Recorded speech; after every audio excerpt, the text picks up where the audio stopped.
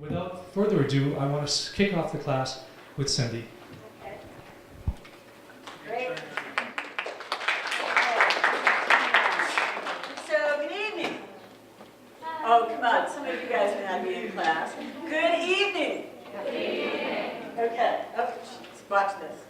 Go ahead. I do have some handouts. I'm going to pass these out. Ooh, that's loud. Okay, now I'm going to have to modulate my voice. Is that pretty good? Am I too loud? Yep. Okay. I'm going to have you just pass these out, and we'll go from there. Hi, guys. There we go. Thank you. You can just make sure everybody has one of those. I'm going to have us refer to this in just a minute. For those of you who don't know me, I'm a professor in psychology, and I teach developmental psychology. Also, I teach media literacy and popular culture in communication studies, which is in humanities and sciences. And I'm the executive director of Project Look Sharp, which is a media literacy initiative, not about body image, although our name might imply that, but about media literacy and integrating media literacy into K through 12 education as well as college education. So that's the role I'm going to be talking to you tonight. So if I can get the PowerPoint. Cool. How many of you are familiar with Project Look Sharp?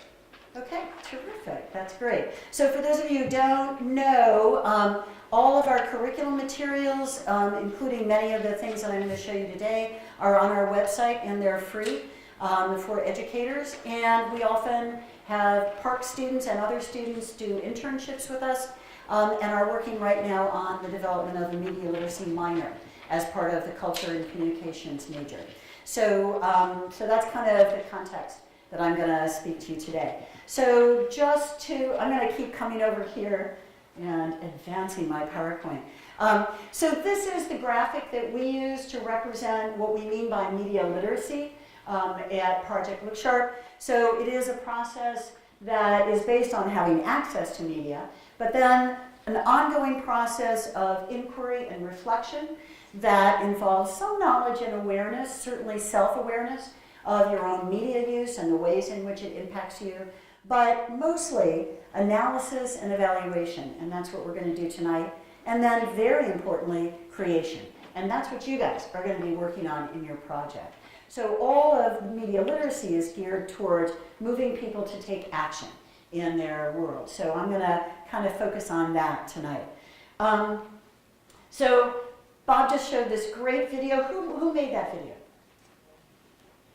Don't know, okay. So in media literacy, if you flip your pages over to the key questions to ask about media messages, the first question always is who made this. So I'm going to find out who made it, although I imagine I know, because there were little pieces from the Dove campaign for Real Beauty. How many of you are familiar with that? Yeah, and it's on their website, dove.com. They do lots of workshops for girls in particular, and focus on the ways in which not just media, but messages we get from our personal environment as well influence our sense of self-esteem and body image. So I'm actually going to start with a piece that was part of the video that Bob showed, and I'm going to show it in its entirety. But I'm going to actually ask you guys to look at this with a certain lens. So as you're watching the transformation that you see of this model, I want you to think about and see if you can remember all the different ways in which they are changing her image. So what are they doing to make her look better than she really is, okay? So, and this is a YouTube video. Some of you have probably seen it. Okay, sound?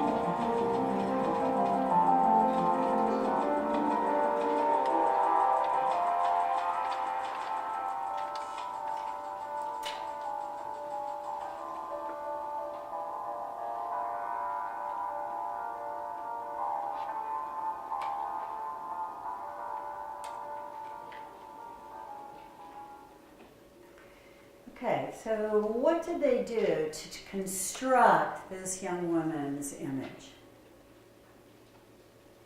Not a hard question. Give me one way, yeah. They like thinned her neck. Okay, so they thinned her neck and using Photoshop, right? Yeah. Okay, so what else did they do using Photoshop? They thinned her neck, yeah. Made her eyes bigger. They what? Made her eyes bigger. Yeah, they made her eyes bigger, one at a time. What else? They made her lips bigger. They made her lips bigger. What else?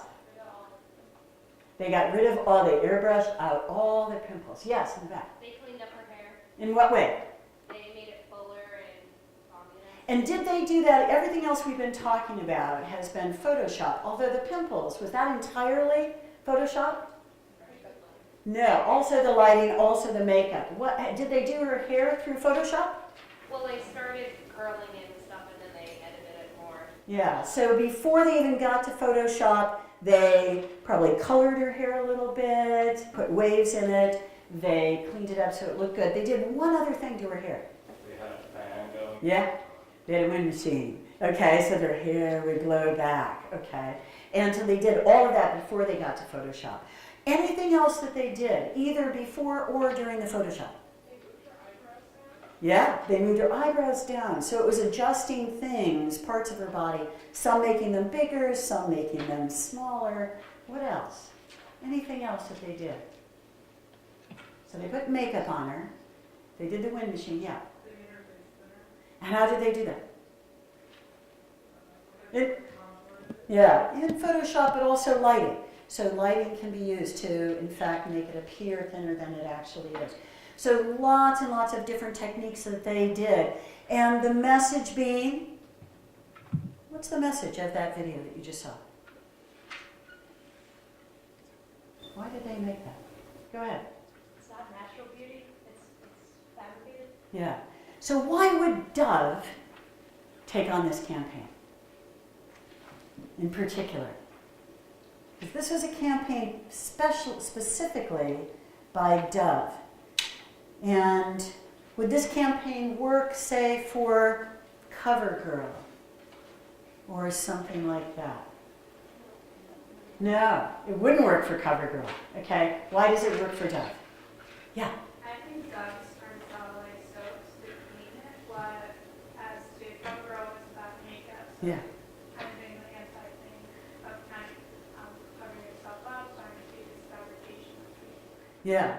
So if in fact you're a company, even if you want to do something good for girls and about body image, to have this message wouldn't work for you as a company because it would undermine your other purpose, which is to sell your products.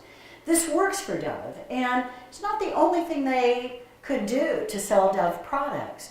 And it was started by women in particular who worked for Dove, for this company, for Procter & Gamble, and wanted to do something for young women. And in particular, what do you think stimulated these women to do this, who worked for this company? What might have motivated them to take this on as a project? Kind of the key. It's the same reason we have the money for this class. Any thoughts? Why might adult women decide to take this on, somebody in their 30s or 40s? Yeah. To show other people what really goes into making like a billboard or a magazine cover and things like that. So that would be a business reason to do it, to show that. I'm actually thinking more of a personal reason, yeah.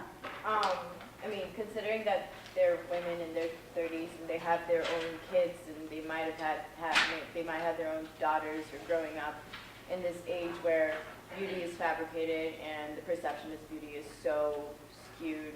Yeah. So they want to, I guess, set an example both from a business perspective and from a personal perspective to set an example Yeah. for, Yeah, exactly. So you can be wanting to do good in the world and to make a difference in the world at any age. In this case, it was women who were watching their daughters grow up and all of a sudden have a real dive in self-esteem and concerns about their own body image.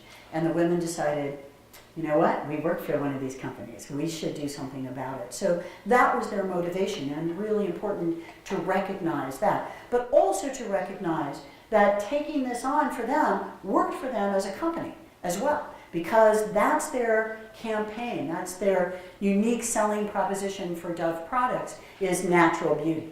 And so to unpack the way in which beauty is constructed also meant that goal.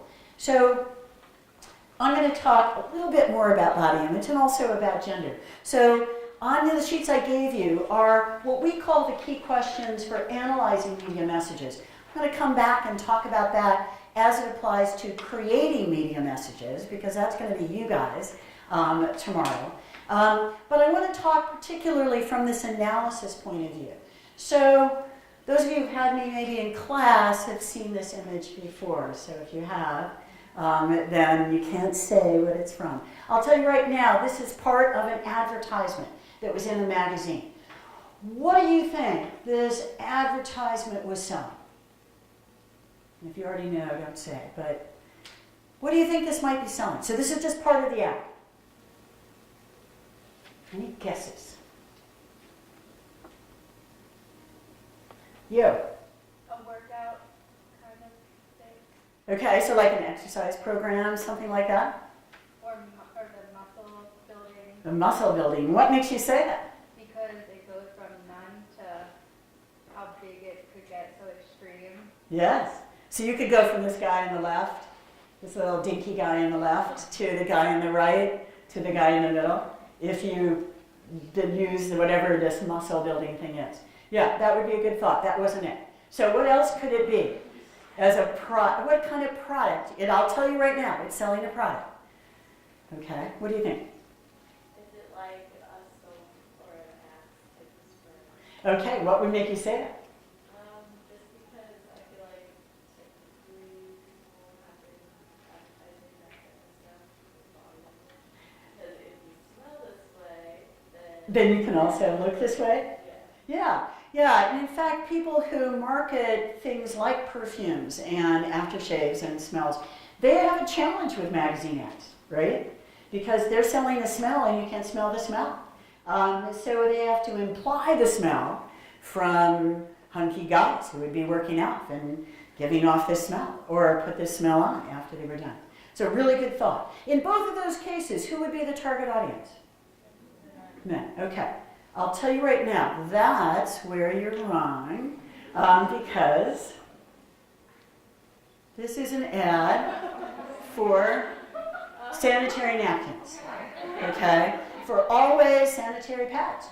3 sizes, all in the same box. Okay? Being a girl just got better. So who's the target audience for this? It's women. Is it all women? No. Okay, let's narrow it down. What kind of women? Which women? Yeah. Women who've already gone through puberty and That's right.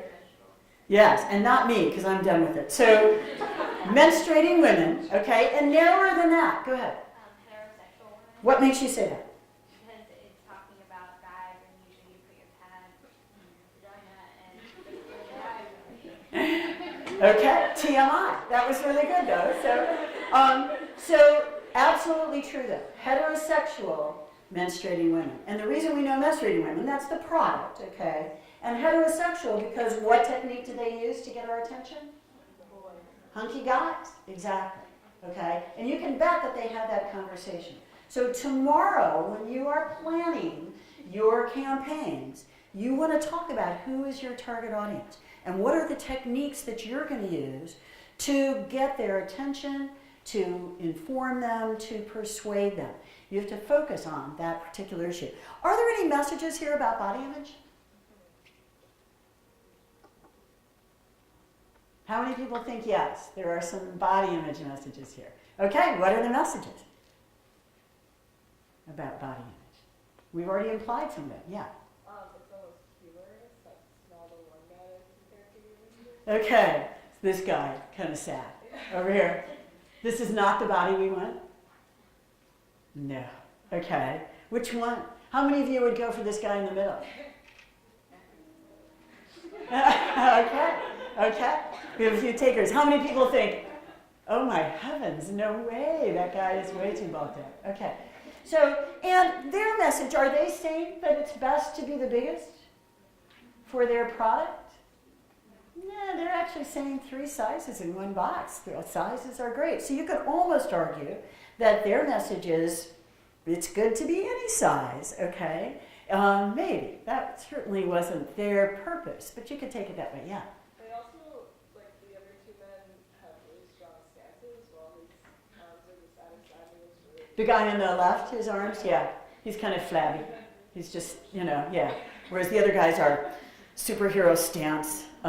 Anybody been watching Grey's Anatomy? The superhero stance? Okay. So, and if you haven't watched Grey's Anatomy, you have to watch it to get that joke.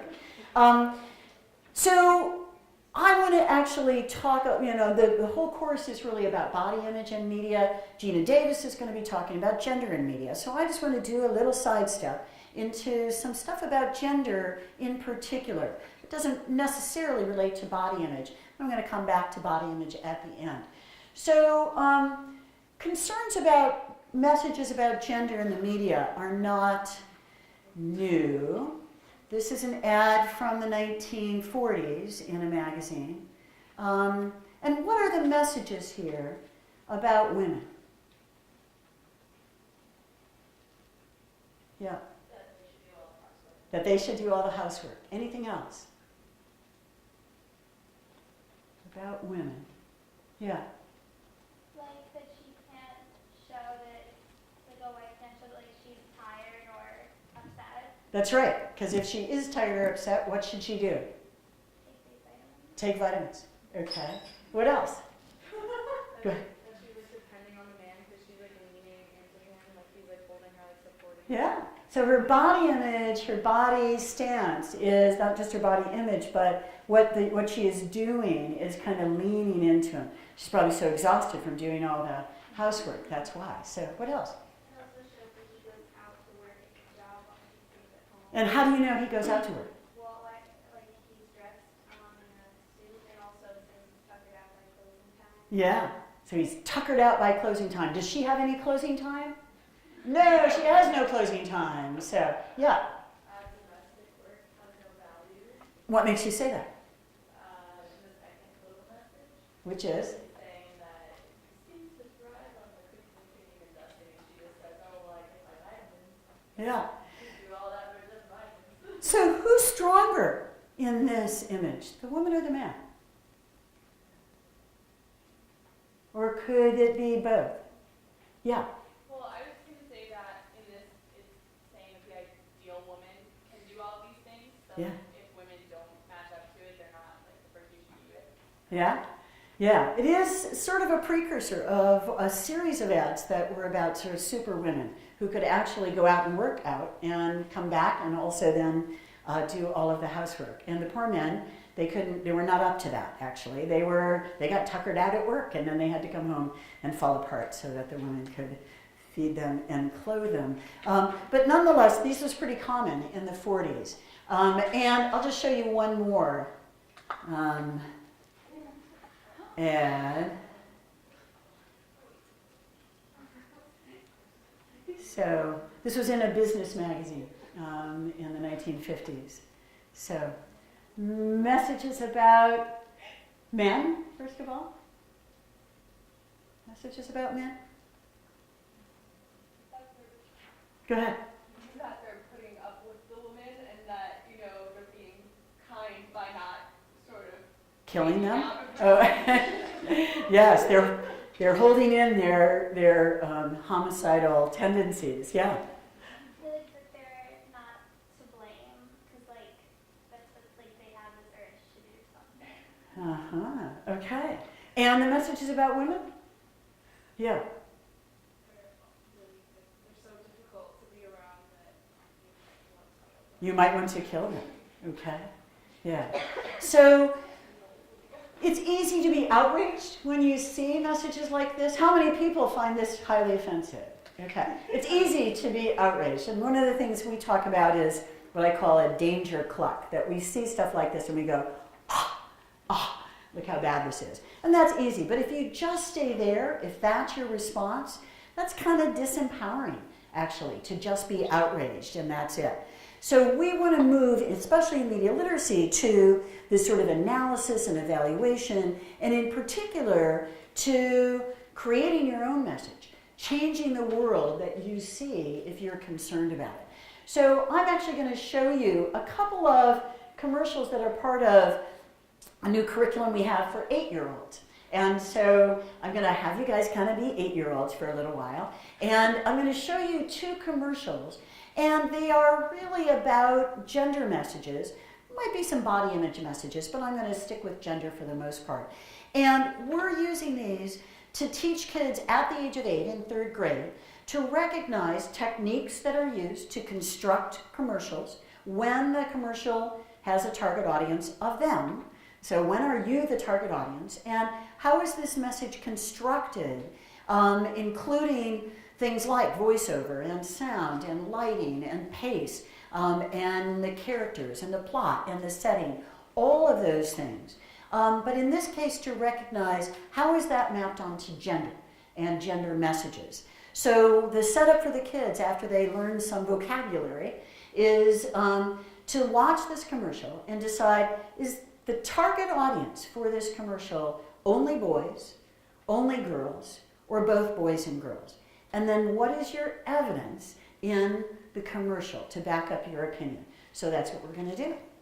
So only boys, only girls, both boys and girls. What makes you say that? Except sound.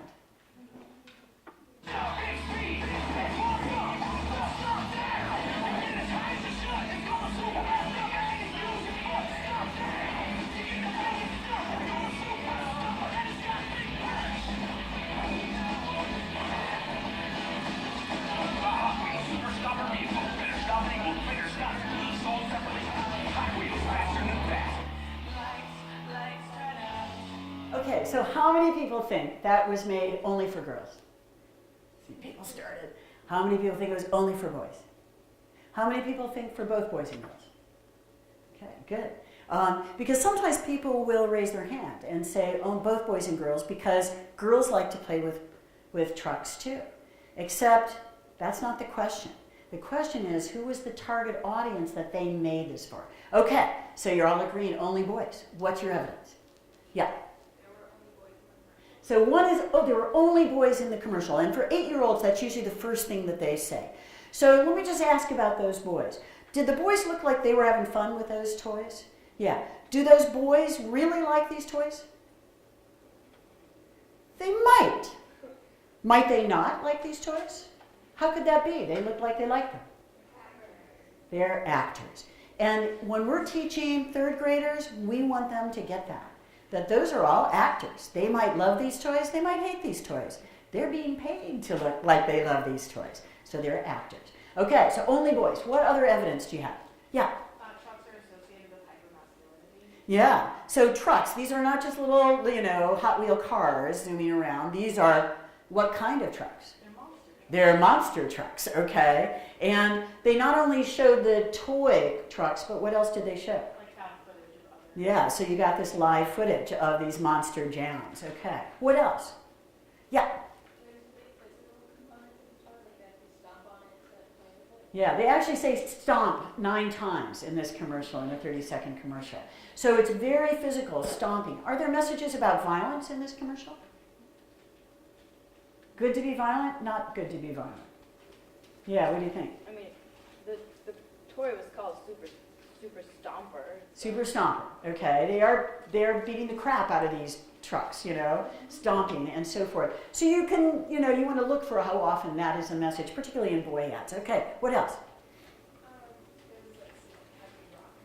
Okay, so listening to the music was kind of a heavy metal kind of music, okay? And, go ahead, what else? The truck just runs through a mud puddle. Okay, and now you guys, many of you know production. Was that really mud that they showed? No.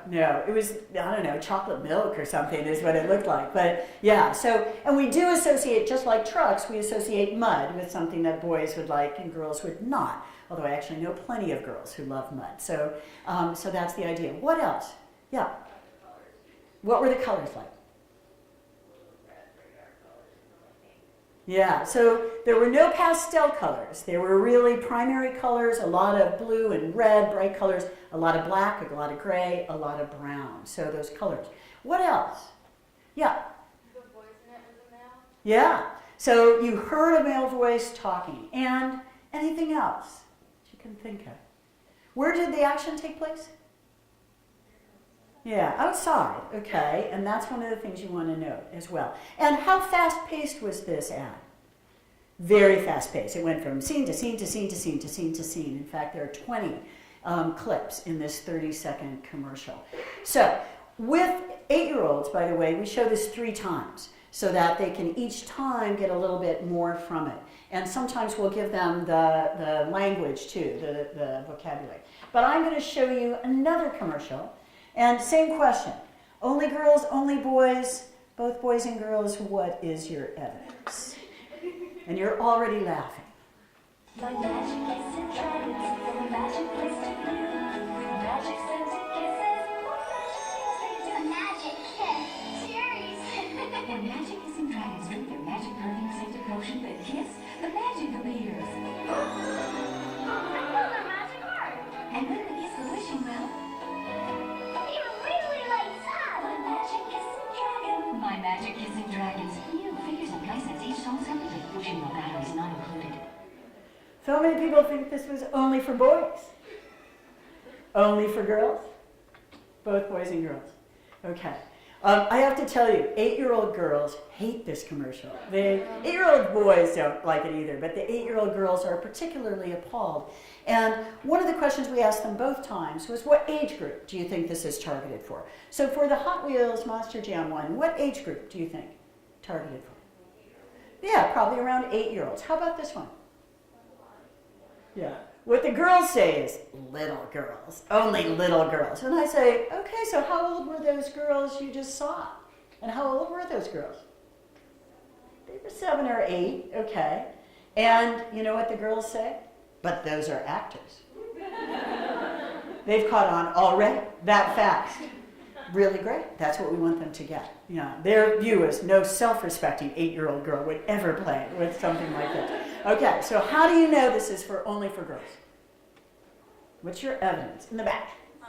There's only girls in the commercial, and out the colors are girl colors. Okay, tell me more. What do you mean by girl colors? Pink, yellow, purple. Yeah. And pink and purple in particular. And what else did you see visually? Special effects? Rainbows and sparkles and stars, okay? And we had a little bit of cartoon footage at the beginning. So you didn't get this live action footage, but you did get cartoon footage. So only girls, and we have girl colors. So yeah.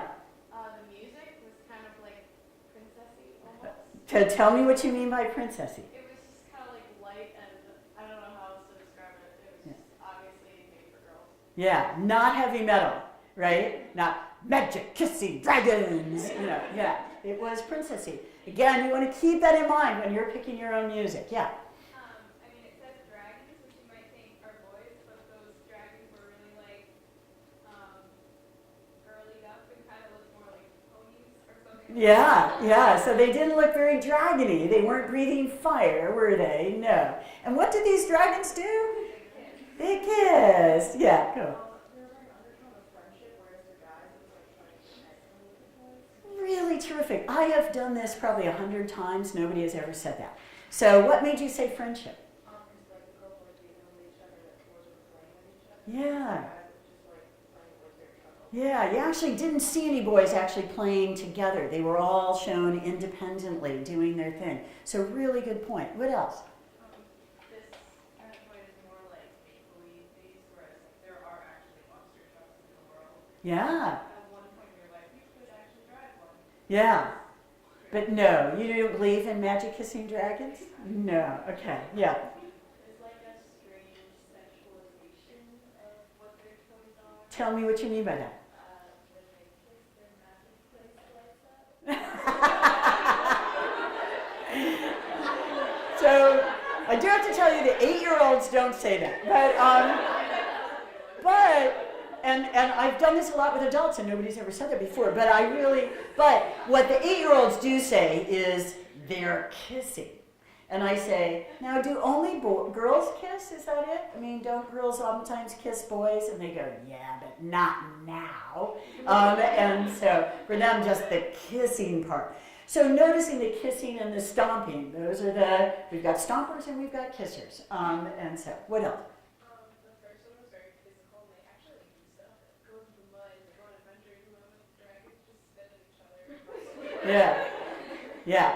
The pace was a lot slower, wasn't it? And the boys were like stomping and shooting, and it was going over the doghouse, and it was all this stuff. And these are going, ooh, it lights up, you know. So in fact, yeah, pretty passive in terms of the amount of movement. Yeah. The narrator was a woman, and it also sounded like she wasn't talking quite as quickly as the narrator in Yeah. the truck commercial. Yeah. And the girls in the commercial were actually talking.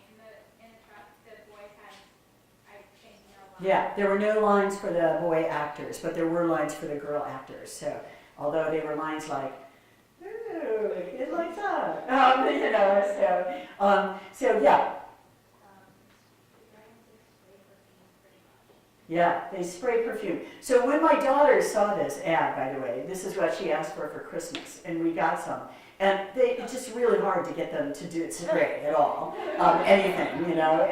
And so it's a very misleading. She was really disappointed that it wouldn't do all of these things. So where did the action take place here?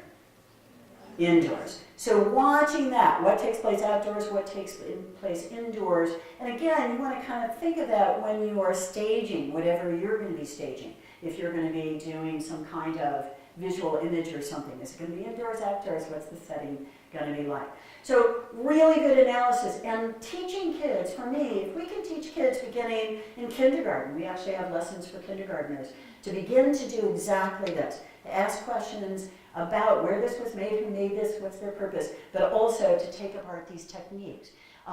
For me, that is really empowering and to help them be more observant. So that's why this inquiry and reflection is so key. So for me, this is all about what can we do?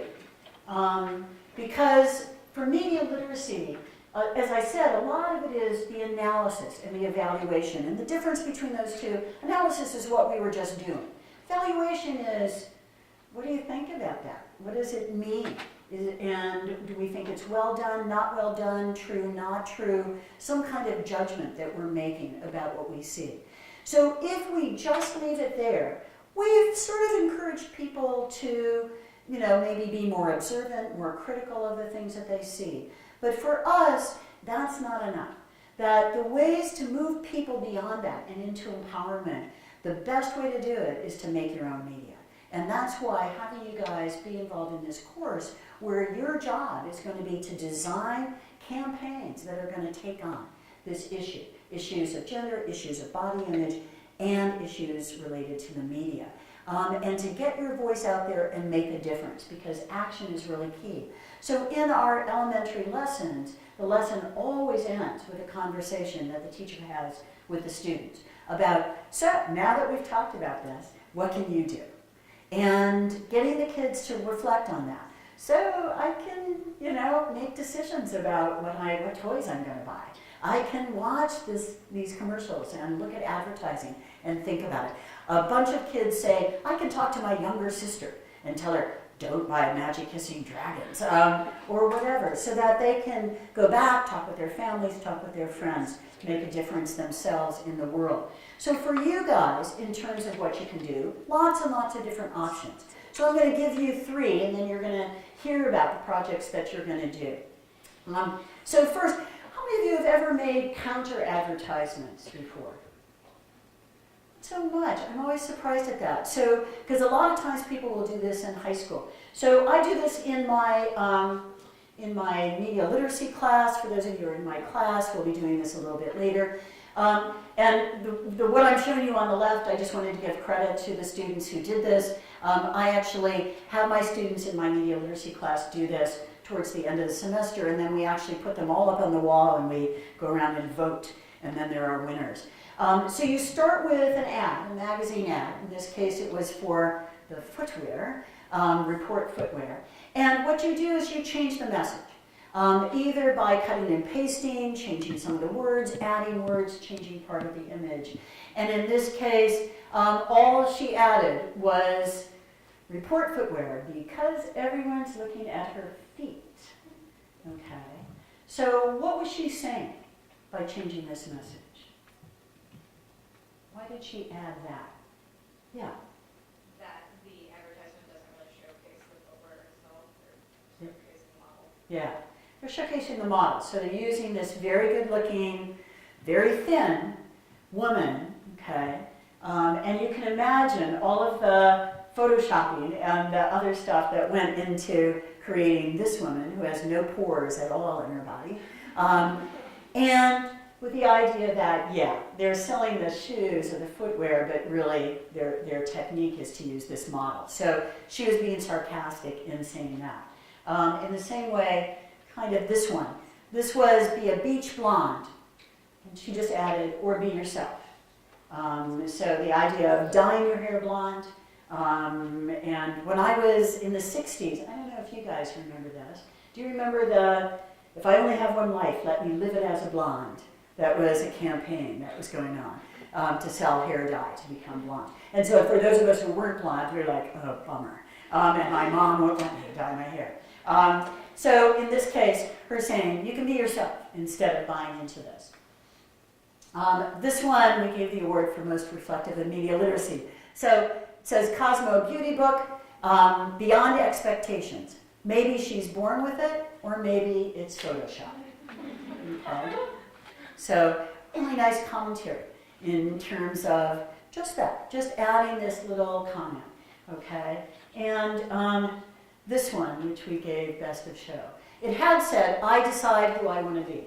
And she changed it to, they decide who I want to be. Okay? So that's what a counteract is. And you can do this in all sorts of different ways around tobacco or alcohol ads, and lots and lots of different examples. So I encourage you to do that kind of thing, to be creative. And you can obviously use Photoshop to do this in more effective ways. A second thing you can do is to create your own products and your own commercials. How many of you are familiar with the Goldie Blocks product? So I'm going to show this ad, but let me tell you a little bit about the backstory behind it. So this commercial I'm going to show you was shown during the Super Bowl a year ago, and it won a contest by Intuit for the best and most effective commercial from a new company. So Intuit paid the $3 million that it cost to show this ad during the Super Bowl. So the woman who started this company, Goldie Blocks, was an engineering student at Stanford. She realized she was the only woman in her class, and that all of the guys had grown up playing with Legos and lots of other building and construction and sort of engineering toys. So they had had all this experience that she had never had. And so she investigated what was out there for girls around building toys and found that there were Legos that were pink. That was true. But that she went out and tested them with girls and found that girls didn't like them all that much. They were okay, but they thought they were kind of boring, actually. And that what was missing for girls was a narrative. That for girls, they wanted, but why are you building this? What is this all about?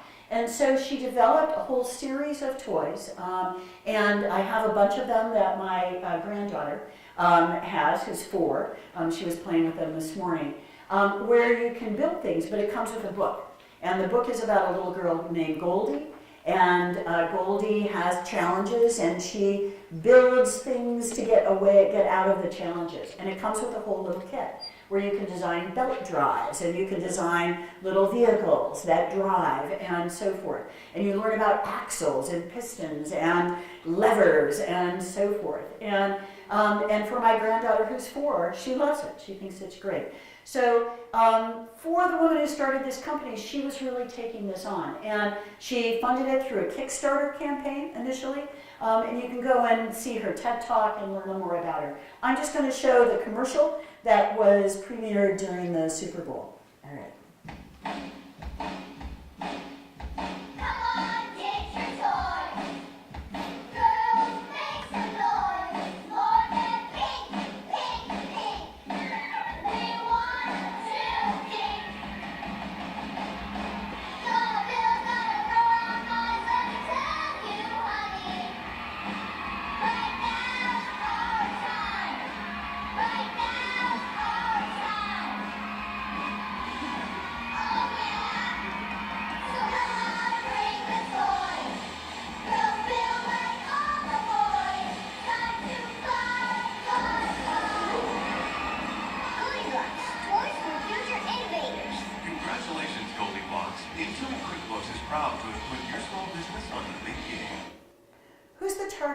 for that commercial?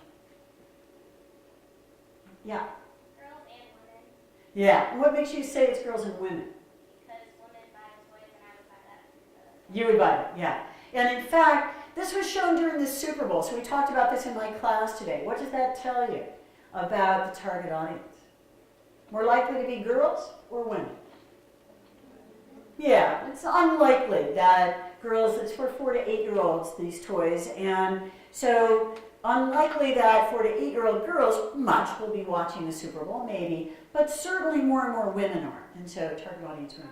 It's kind of ironic that women would be watching the Super Bowl. I mean, some do, but like, So interesting. It used to be a guy thing. yeah. How many of you watched the Super Bowl? Yeah, you can, you should see, almost everybody. So it no longer is. And why is that? Why do women watch the Super Bowl? It might be that you want to hang out with guys, okay, who are watching the Super Bowl. That's fair enough. But why else? You might be sports fans, okay, that's not what the research shows. What else? Like the social aspect. There's a social aspect. It is the #1 event and where? The commercials, okay? That it has become a showcase for commercials, which is exactly why they would have commercials appealing to women. How many of you watched the commercials this year? Yeah, there were a bunch. And I don't know if you saw the one about what does it mean to run like a girl? So I bet many, many people did this. I said to my 4-year-old granddaughter, even today, okay, what does it mean to run like a girl? And she said, like this, and she took off like a shot, you know, and I said, exactly, that's what I meant. So in fact, lots of women watch it. So let me just come back to this. How was this different from Magic Kissing Dragons? How is it different? For one, they're like occupying the outside space. Yeah? So it takes place almost entirely outside, okay, just like the boy commercial. What else? It wasn't just like 2 girls playing in one room together. It was like all these girls like starting a riot. And Starting to write. Was there a friendship theme? Because that's what we talked about. Yeah, kind of. Okay. It was about collaboration. And so not like that. So what else? The song was being sung by little girls and stuff. Yeah. Yeah, now in the Magic Kissing Dragons, that was true as well. There were actually girls singing the song. But was this music like the Magic Kissing Dragons music? No. What was it like? I was just gonna say it was more fast-paced and actually had more of the tone of the metal song. Yeah. But they just consider it by having girls sing the song, which I think is that piece of them melding the 2 ideas together. Yeah, really creative. Yeah, yeah. You could see you could see the disapproval and like the confusion from boys and the adult women in the commercials. Yeah. You could see that they were being disruptive. Yeah. Yeah, it's a really interesting image, isn't it? That choice of boys and mothers being like, what are you doing? And the girls are like, hey, yes, yes, we're going to do this. Yeah. In the song, it says something about like build like the boys and then the girl left like that. So Yeah. they were like kind of incorporating like both genders into it. Like we should be like them. Yeah. It's not only their job to build them. Yeah, yeah, exactly. Yeah. There was definitely like a theme of like breaking stereotypes. They like rated a pageant, and the mother, like one of the mothers had a horrified look on her face, and this girl just took off her tiara and like took off Yeah. her sash. Just like Elsa But in Frozen. Yeah. I do have Past an is in the issue past. with this commercial though, because I feel like there was still a lot of focus on the color pink. I understand why they would do that because, you know, I guess little girls are still attracted to the color pink. You but- bet. I'll but- tell you right now. Yeah. I mean, you probably know better than me, Yeah. but I still think that it was pretty, the theme was there, but like, it was still pretty sexualized in a way to attract, I don't think it was neutralized enough. Yeah. So really good point. And you want to critique things that are close to what you sort of like, as well as things that are maybe far from what you like. So 2 more quick questions, comments. Well, I would say the way they used the pink though was smart, and I think it was on purpose because they even said, I think there was a part in the song where they were talking about enough of the pink, and everyone was Yeah. taking pink out of their house, and Yeah. so one of them had a pink washing machine, Yeah. which I think was a really great image because she turned the pink washing machine into a pink rocket ship. Yeah. So I think the point was using the pink to show the sort of previous gender stereotype, you think you can change this into whatever you want Yeah. it to be. Yeah, what was the line? Anybody know? There was, More than pink? Yeah, more than pink, we want to think. Yeah, more than pink, pink, pink, we want to think. Yeah, think, think. I also, it was taking the color pink and like, which is normally associated with only girls, but like also like weakness and whatever, and like giving it empowerment. And giving it this power. Like, I think it would have, like the pink really like drove it home. It was Yeah. just, like, empowering.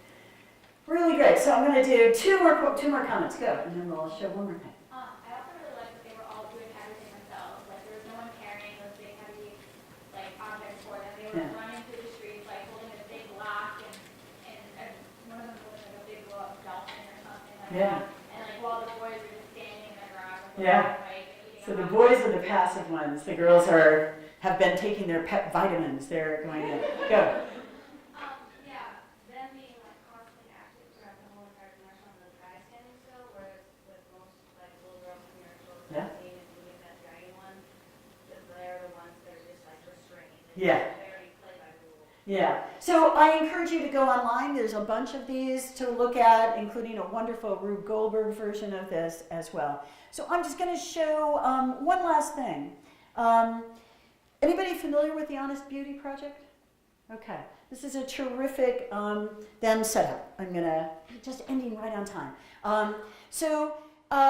Chris Sperry, who is my colleague at Project Look Sharp, is a teacher at the local alternative community school. And two of his students, Alana and Marlena, after they took his media literacy course, did this project. And you'll see there's a video on YouTube and a Facebook page. And part of what he had done in the media literacy course that he taught was to talk about gender messages a lot, and also about body image. And these two girls came out, high school girls, and decided, enough of this. We're going to change this. And the video I'm going to show you went viral. They've been on the Today Show. They just got back last week from the White House from a meeting about it. They were taking this on. And so I'm going to end with that as a really powerful way of taking the message back and making it your own. Okay? Let's see. Hi, I'm Alana. And I'm Marlena. We're 16 years old, and this is our story. A while ago, we started noticing the media all around us, telling us that only one type of beauty exists. The media told us, and everyone we cared about, that outward beauty is the most important thing, and that we will never be good enough. The media tells people that there is only one way to be beautiful, and that is directly tied to how you look. This idea was so limiting that it made us sad. It made the people around us sad too.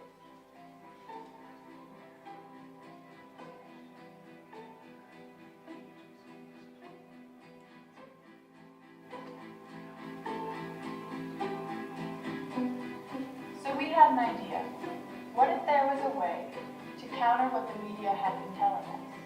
What if there was a way to help people move past the limitations that have been imposed onto our society and see the honest beauty in all of us? So we created the Honest Beauty Project, a Facebook page with a compilation of photos of people holding a whiteboard and proclaiming why they are beautiful.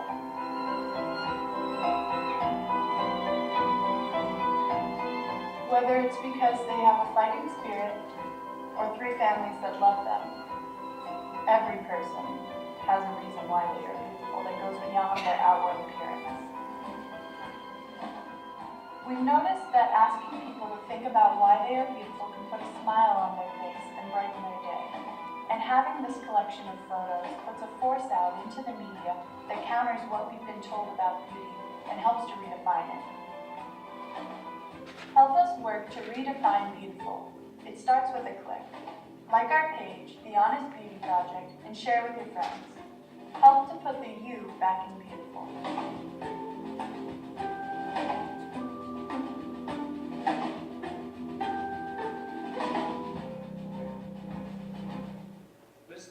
For helping us out in the first hour. Cyndy, thank you so much.